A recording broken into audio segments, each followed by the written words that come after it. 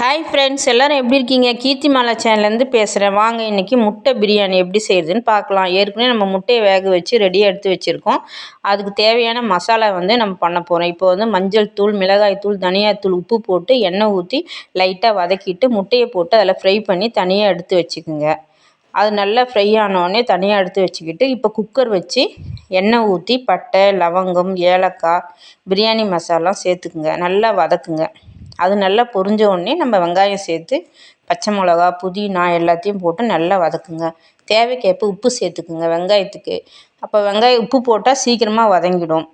அப்புறம் இஞ்சி பூண்டு பேஸ்ட் போட்டு நல்லா வதக்கிட்டு தக்காளி போட்டு நல்லா வதக்கிடுங்க. தக்காளி நல்லா வதங்கினோடனே பிரியாணி மசாலாவும் தனி மிளகாத்தூளும் எடுத்து வச்சுருக்கேன், அதையும் சேர்த்துக்குங்க. அதையும் சேர்த்துட்டு தயிர் சேர்த்துக்குங்க.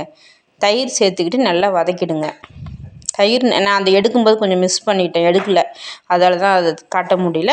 அதுக்கப்புறம் நம்ம நல்லா வதங்கினோடனே தேவைக்கேற்ப தண்ணி ஊற்றிடுங்க.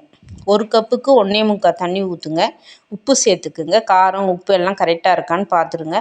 பார்த்துட்டு முட்டை ஏற்கனவே நம்ம அரிசி சேர்த்துக்குங்க. அரிசி சேர்த்துட்டு அதுக்கப்புறம் முட்டை நம்ம ஏற்கனவே ஃப்ரை பண்ணி வச்சுருக்க அதில் சேர்த்துட்டு மூடி வச்சுருங்க. மூடி வச்சோடனே ஒரு விசில் வந்தோடனே எடுத்து ஓப்பன் பண்ணி பாருங்கள். சூப்பராக இருக்கும் பிரியாணி. உங்களுக்கும் பிடிக்கும்னு நினைக்கிறேன். இதுக்கு தயிர் பச்சடி வச்சு சாப்பிட்டு பாருங்கள், சூப்பராக இருக்கும். எங்கள் சேனலுக்கு சப்போர்ட் பண்ணுங்கள்.